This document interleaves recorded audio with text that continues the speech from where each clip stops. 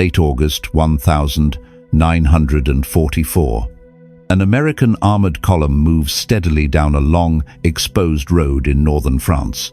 The crews are fatigued but confident, instantly engulfed in a towering column of black smoke as its internal ammunition detonates.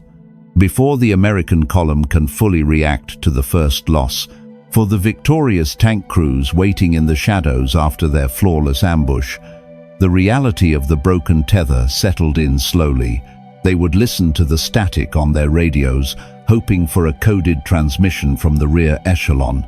They would strain to hear the low, grinding gears of a heavy truck engine approaching from the rear.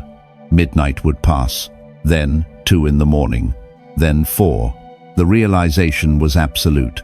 The convoy had been caught in a crossroads bombing. The divisional depot was empty. The trucks were never coming. Without fuel, the 50-ton machine underwent a sudden, devastating transformation. It ceased to be a tank. It became a static steel bunker. It could no longer exploit its tactical victory by pushing forward, and more importantly, it could not retreat to a secondary defensive line when the Allies inevitably countered. It was permanently anchored to the dirt beneath its tracks. What happens to a heavy armored unit when the machinery of war is paralyzed and perfectly lethal tanks are suddenly rendered useless by non-fatal battle damage? The driver pushes the steering levers, attempting to pivot the heavy tank in the deep, churned earth. A second high-velocity shell shatters the drive sprocket of the rearguard tank. The column is now trapped on a narrow road, blocked at both ends. He needs to adjust the angle of the frontal armor toward a suspected American artillery position. The engine roars, straining against the resistance of the mud.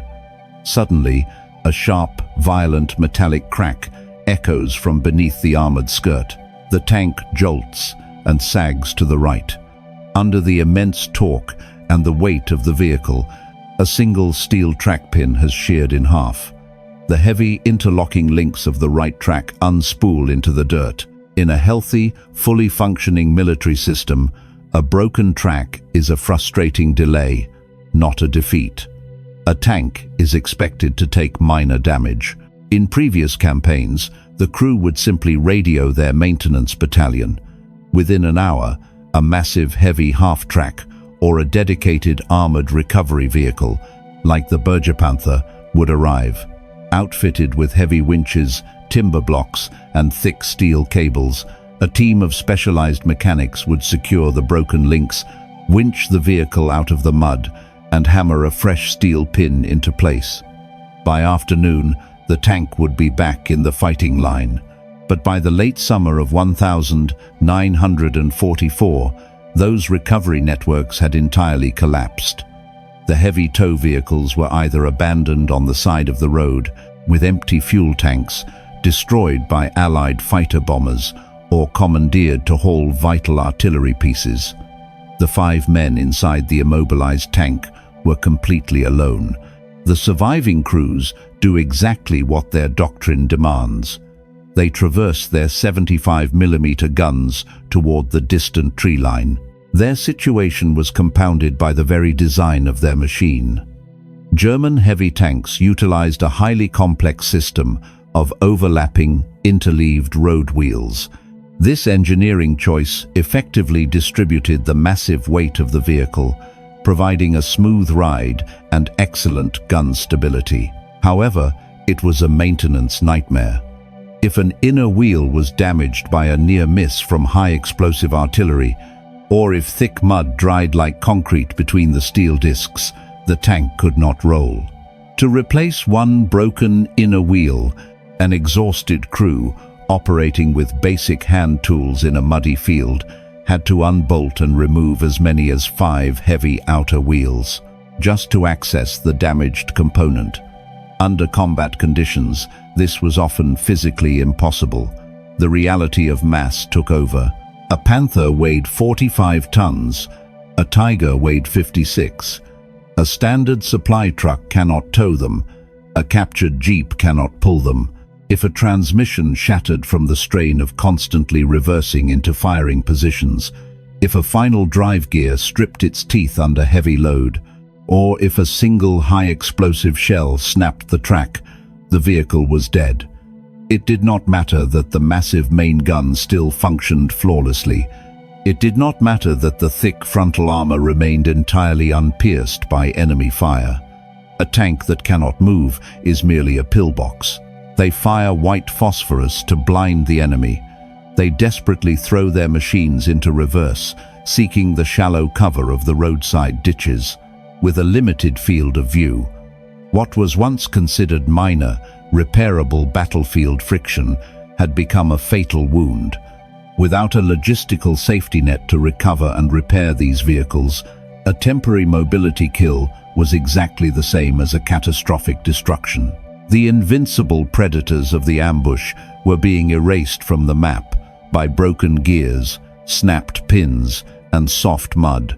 The Allied forces soon recognized they were not fighting an immortal armored force. They were fighting a heavy, fragile machine, operating on a razor-thin margin of error. How did the Allies weaponize this logistical weakness without having to win the tank-on-tank duel? The American officers pinned in the dirt during the opening ambush quickly realized the math was against them. After losing their lead vehicles to high-velocity fire, they did not order a suicidal frontal charge. They understood that trying to push Sherman tanks straight through a zeroed-in German kill zone would only result in a predictable slaughter.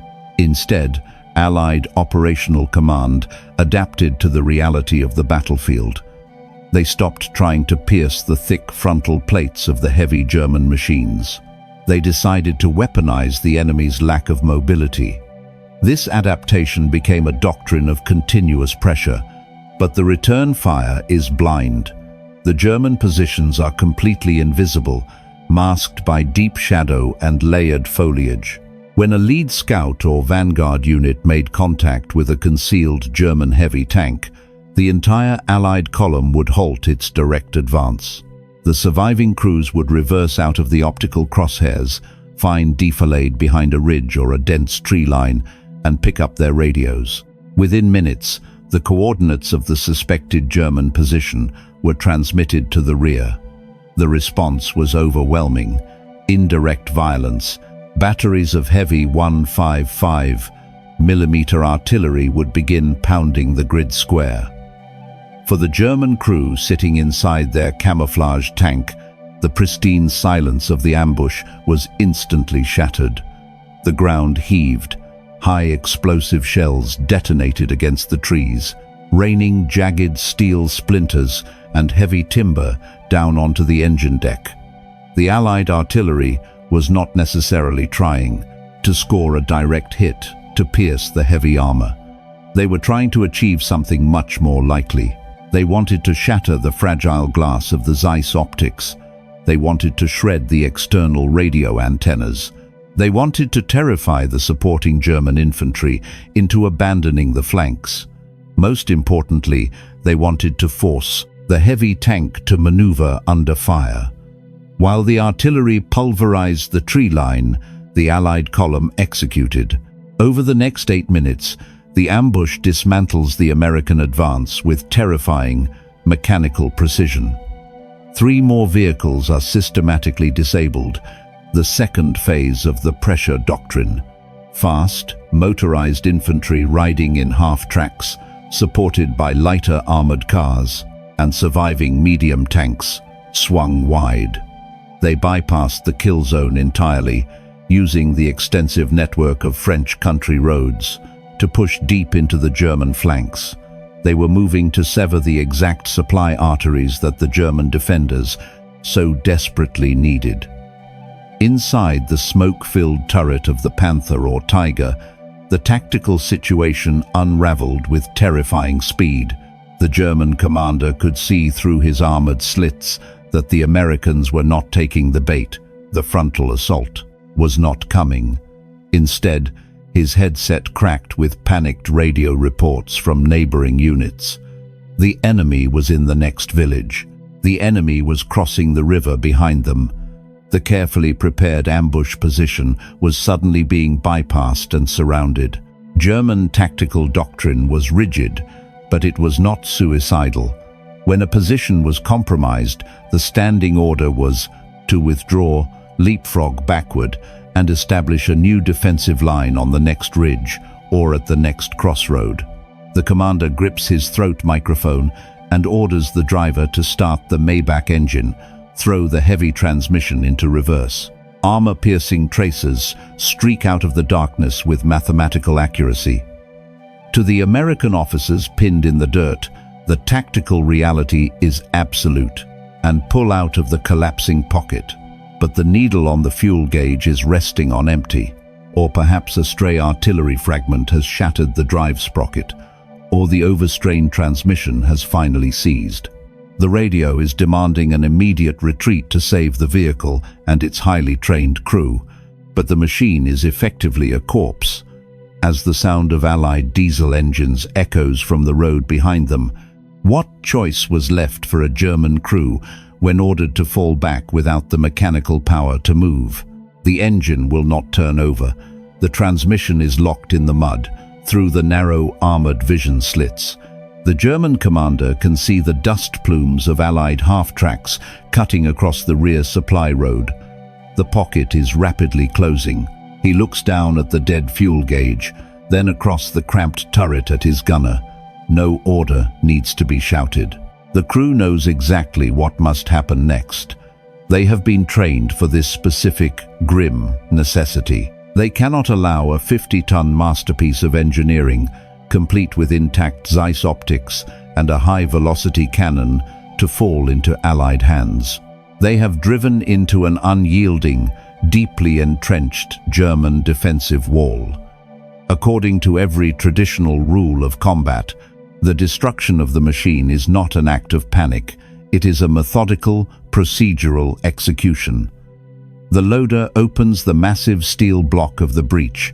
He slides a high-explosive shell into the chamber, but instead of closing the block completely, he arms a specialized demolition charge, designed to shatter the firing mechanism and warp the gun tube.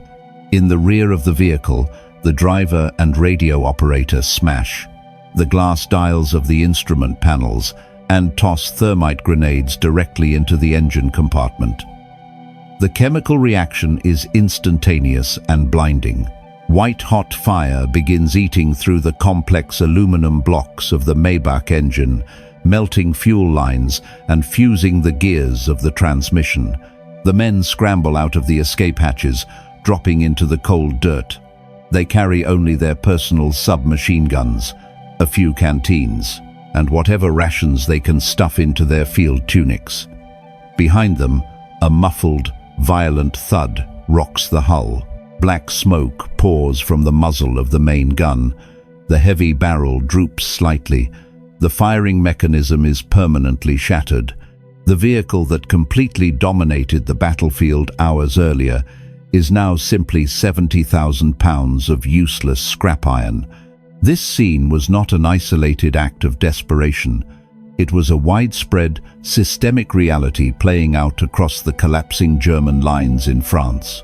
A defending force that can dictate the range, fire from total concealment, and destroy an attacking column without suffering a single loss.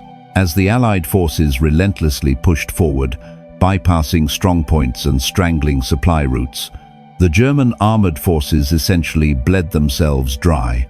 After the war, when Allied ordnance teams scoured the battlefields to catalogue the wrecks, the data revealed a staggering truth. A massive proportion of the feared Tiger and Panther tanks found abandoned in the fields of Normandy and the Falaise pocket were not knocked out by American Shermans, British anti-tank guns, or P-47 rockets. They were destroyed from the inside out by their own crews. For the men walking away, the psychological toll was profound. These were highly trained specialists who had been taught that their machines were technologically superior to anything the enemy possessed. In a head-to-head firefight, that was often true, but as they trudged through the dark forests, trying to avoid Allied patrols and hoping to find a retreating infantry column, they were no longer elite predators. They were simply tired men walking east, leaving their invincible armor burning in the ditches behind them. The German military had built a machine perfectly designed to win a tactical engagement. But warfare is not a series of isolated, independent gunfights. It is a continuous industrial process. When the Allied infantry cautiously advanced into those empty kill zones the next morning, is a force that controls the battlefield. The German commander holds the superior optics, the heavier armor, and the momentum. They found the untouched carcasses of undefeated tanks. The defensive system had worked perfectly, yet the ground was lost anyway. What does this massive rate of self-sabotage reveal about the fundamental difference between tactical success and strategic power? The sight of these self-destroyed behemoths forces a re-evaluation of one of the most enduring myths of the war, the armored kill ratio. For decades, the tactical narrative has often focused on the staggering number of Allied vehicles destroyed by a single heavy German tank. A ratio of 5-to-1, or sometimes even 10-to-1 in specific engagements, was frequently recorded. On a purely localized level, looking across a single burning field, this arithmetic seemed to offer definitive proof of German armored superiority. The system produced master gunners and terrifying machines, but a destroyed tank is only a permanent loss if the system behind it cannot recover the hull or replace the machine. The Allied war effort was not designed around the necessity of winning every individual head-on gunfight. It was designed to guarantee operational readiness. When an American Sherman was disabled in an ambush, the story was rarely over. Because the Allies maintained momentum and eventually controlled the ground, they also controlled the aftermath. Within hours of the German withdrawal, heavy American recovery vehicles, such as the M32 armored recovery tank, would roll onto the battlefield. They have pushed 12 miles since dawn, encountering nothing more than scattered rifle fire and abandoned checkpoints. The surviving Americans pull back, establish a defensive perimeter, and wait for daylight to launch a coordinated counterattack against this invincible position. These machines were equipped with heavy cranes, winches, and skilled mechanics. If a Sherman had a shattered track, it was towed to a field workshop and repaired by evening. If an armor-piercing shell had ruined the engine, the entire block was hoisted out and replaced with a factory-fresh unit, shipped directly from Detroit to a supply depot in France. Even if a tank was damaged beyond repair, the human system survived. An American crew that bailed out of a burning Sherman could walk to the rear, board a truck, and be handed the keys to a brand new replacement vehicle the very next day. Their logistical tether was not just intact, it was an unbreakable transatlantic river of steel. Contrast this with the grim reality facing the German forces. Their military-industrial complex produced highly advanced, extremely lethal machines, but it could not sustain them in the field. A Panther tank that destroyed 5 Shermans before running out of fuel and being scuttled by its crew was recorded as a massive tactical victory. But the strategic math was disastrous. By the end of the week, 3 of those disabled Shermans were repaired and back on the line, and the other 2 were fully replaced by new arrivals. The Allied force was whole again. The single German tank, however, was gone forever. 12 hours later, the morning fog lifts. The American infantry cautiously advances across the same fields, expecting a brutal, close-quarters slaughter, left rusting in a ditch. Its highly experienced crew was now fighting as infantry, stripped of their primary weapon. The obsession with the kill ratio was an illusion that masked a strategic death spiral. It allowed German commanders to win battles on paper, while steadily losing the war of attrition. They had built a military force that prioritized tactical perfection over operational endurance. Destroying 5 Allied tanks for every one, German loss failed to stop the advance because the Allies were fighting a war of logistics, while the Germans were fighting a war of marksmanship. The German military could win the firefight, but they could no longer survive the environment in which the firefight took place. What was the ultimate, inescapable consequence of this systemic mismatch? To answer that, we must return to the quiet, empty tree line where the investigation began. The American infantry step cautiously into the shadow of the tree line. The ground is littered with crushed wheat, empty brass casings, and the sharp scent of burned thermite. There, sitting in the dappled morning light, is the source of the devastation that ripped their column apart the previous afternoon. The massive heavy tanks are perfectly camouflaged, perfectly positioned, and completely dead. They reach the tree line. The trenches are empty. The woods are dead quiet. But the German heavy tanks have not withdrawn. The thick frontal armor is unscarred. The long, high-velocity guns are still aimed precisely at the road. But the breaches are blown open, and the engine compartments are hollowed out by fire. To the soldiers staring up at these silent monsters, the scene is a profound contradiction. They have been taught that victory belongs to the side with superior firepower and heavier armor. Yet here is the absolute proof of the opposite. The German crews had executed a textbook ambush. They had dictated the range, shattered the American advance, and suffered 0 casualties in the exchange. But as the sun rose, they had simply ceased to be a mechanized unit. The question was never really about whether a long-barreled German gun could penetrate Allied steel. It was about whether a weapon can survive the death of its own ecosystem. A heavy tank is only the visible tip of a massive, invisible spear. Behind every panther pulling a trigger was supposed to be a deep architecture of field mechanics, turning wrenches in the dark, fuel convoys navigating cratered roads, specialized recovery vehicles idling in reserve, and thousands of unseen laborers forging interlocking road wheels in distant factories. They are sitting exactly where they were parked the day before, their massive barrels still perfectly sighted onto the American road.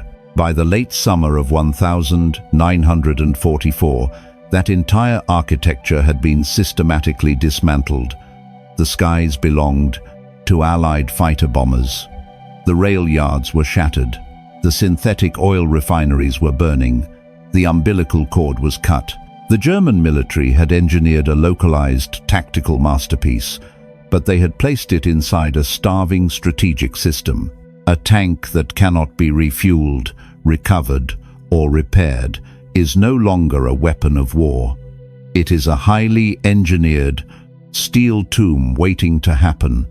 The moment the battle ended and the realization set in that the supply trucks were never arriving, the flawless mathematics of the ambush evaporated.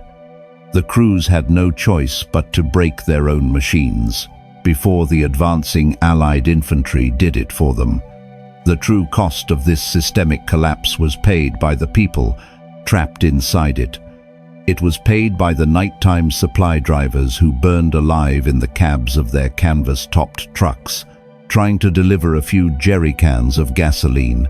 It was paid by the factory workers who spent thousands of hours machining precise optical sights, only to have them smashed by the blunt end of a rifle butt hours after reaching the front. Yet, every single machine is a burnt, hollow shell. They have not been hit by American artillery or aircraft. It was paid by the mechanics who were ordered to fix 50-ton machines with hand tools in the mud. And it was paid by the highly trained tank crews themselves. The final image of the ambush is not the burning American column on the road, nor is it the shattered breech of the German gun. It is the human aftermath. Miles away from the silent tree line, in the early dawn light, 5 men in grease-stained black uniforms walk eastward down a dusty country lane. They carry no heavy weapons. They have no radios. They do not look back at the masterpiece of engineering they were forced to destroy. They are just exhausted men walking home, leaving the ground and the war behind them. Their heavy frontal armor is completely unblemished. Instead, the breech of every main gun has been shattered by internal demolition charges. The engine compartments have been gutted by thermite grenades.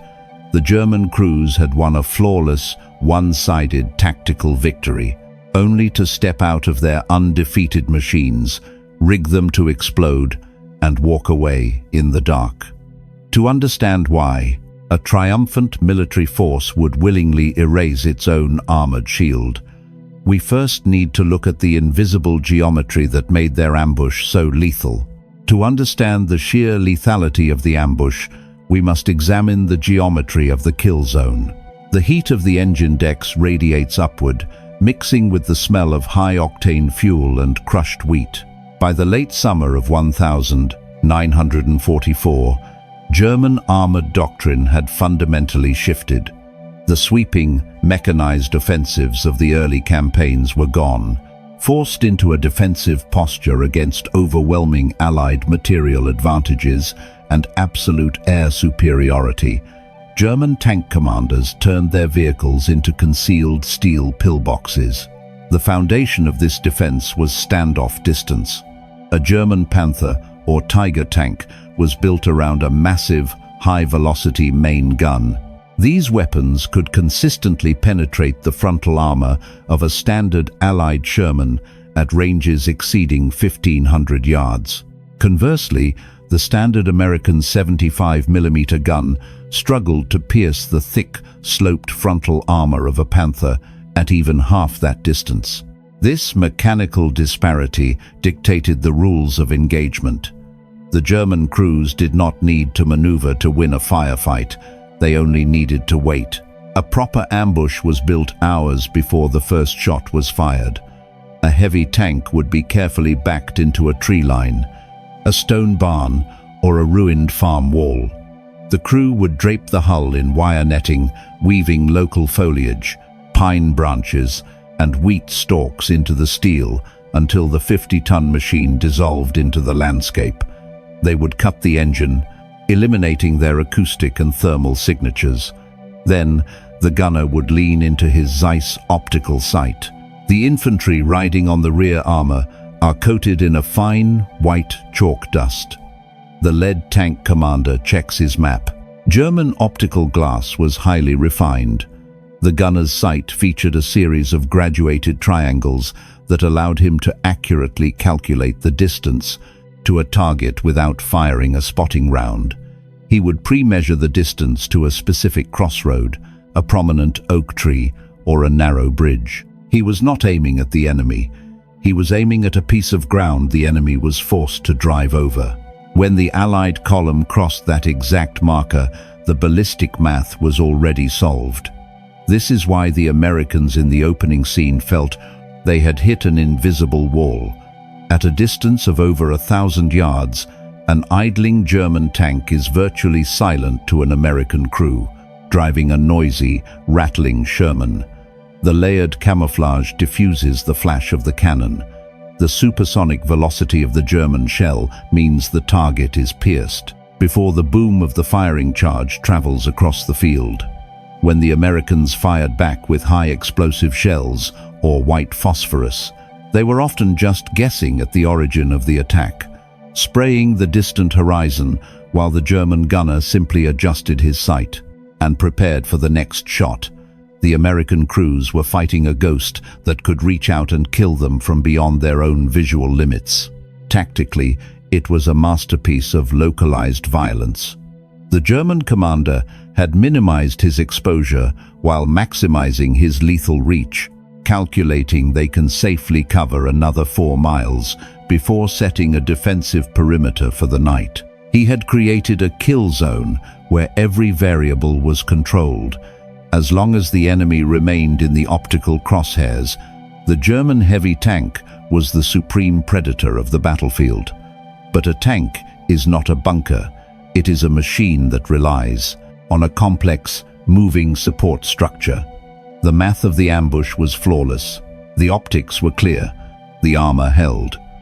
So, if the defensive setup was so mathematically perfect, what broke the formula? The answer begins not with the armor, but inside the cramped, cordite-filled fighting compartment the moment the trigger is pulled.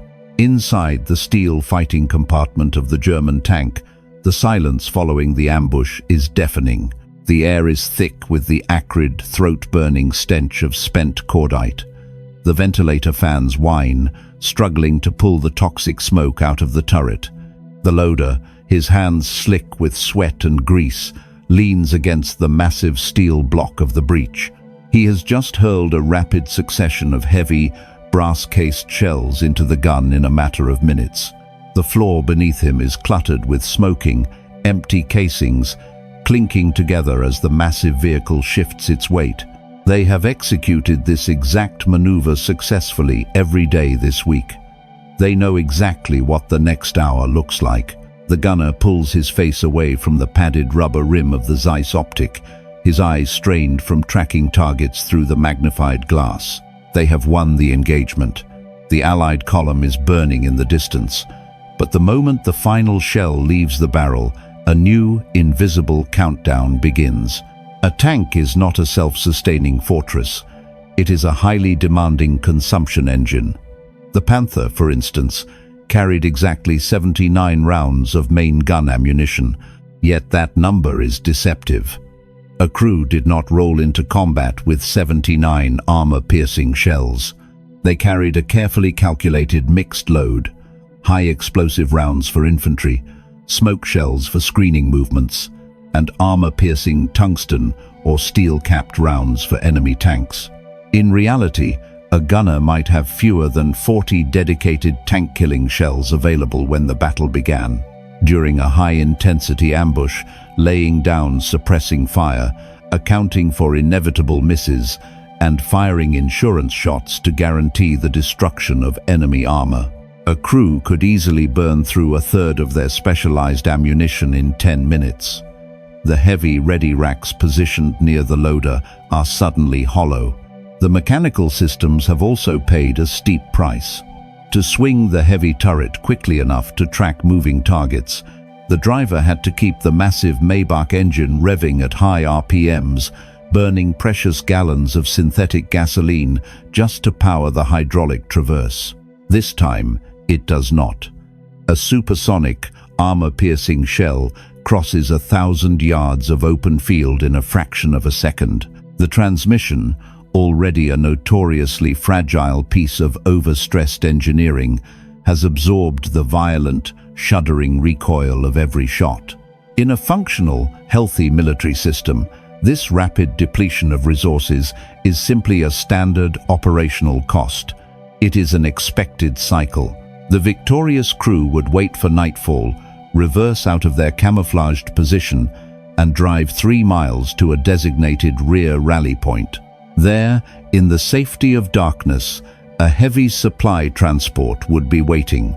Fresh wooden crates of heavy shells would be hoisted up to the engine deck. A thick rubber fuel hose would be dragged over the armor. By dawn, the tank would be fully restocked, relocated to a new, unpredictable kill zone, and ready to inflict the exact same mathematical damage on the next Allied column. The entire tactical system relied on this umbilical cord, connecting the frontline predator to the logistical rear. But as the crew checks their gauges and counts the remaining brass shells in the dim light of the turret, a terrifying reality settles over the commander. They cannot reverse out of the tree line. The fuel needle is resting just above the empty mark. The engine cannot afford the journey to a rally point. And even if they had the gasoline to make the drive, the commander knows. It strikes the lead Sherman directly below the turret ring, because the velocity of the round greatly exceeds the speed of sound. The heavy supply trucks will not be waiting for them in the dark. The umbilical cord has been entirely severed. The tank is mechanically alive and tactically victorious, but it is starving. If the crew survived the battle without a scratch, how did the loss of a logistical rear echelon turn a minor resupply issue into a fatal tactical problem? The umbilical cord connecting the victorious tank to its lifeblood did not simply snap. It was systematically erased from above. By the late summer of 1944, the airspace over northern France belonged entirely to the Allies. P-47 Thunderbolts and Hawker Typhoons roamed freely, armed with heavy machine guns, high-explosive cannons, and underwing rockets. To a fighter pilot cruising at 3,000 feet, a camouflaged German tank hiding in a tree line was a difficult target to spot. But a canvas-topped Opel Blitz supply truck carrying 55-gallon drums of synthetic gasoline was soft, highly visible, and violently flammable. This absolute air superiority forced the German logistical network to operate like a nocturnal resistance movement rather than a mechanized army. Supply depots had to be pushed dozens of miles away from the front line to avoid Allied artillery and medium bombers. A resupply run that should have taken an hour down a paved highway became a terrifying multi-night ordeal. Transports could not move during the day. The violent metallic crack of the impact arrives before the distant boom of the cannon. The Sherman shudders to a halt. If a truck broke cover between dawn and dusk, it was quickly strafed into burning wreckage.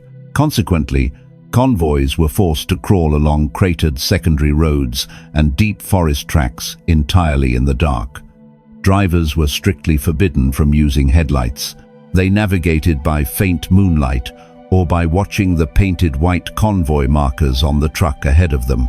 When bridges were blown by retreating forces or Allied bombers, the supply columns had to take agonizingly long detours through soft mud that shredded transmissions.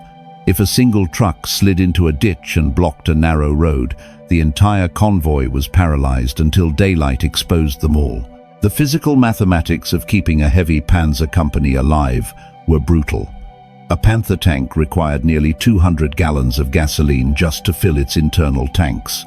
Once filled, that fuel vanished rapidly, maneuvering through wet earth, pivoting the heavy tracks in tight spaces, or keeping the engine idling to power the turret during an ambush burned gasoline at a catastrophic rate. It took a dedicated fleet of transports ferrying hundreds of heavy steel jerrycans just to keep a single armored platoon fighting for 24 hours. Loading those heavy ammunition crates and hand-pumping fuel in pitch blackness exhausted the supply crews before the sun even rose.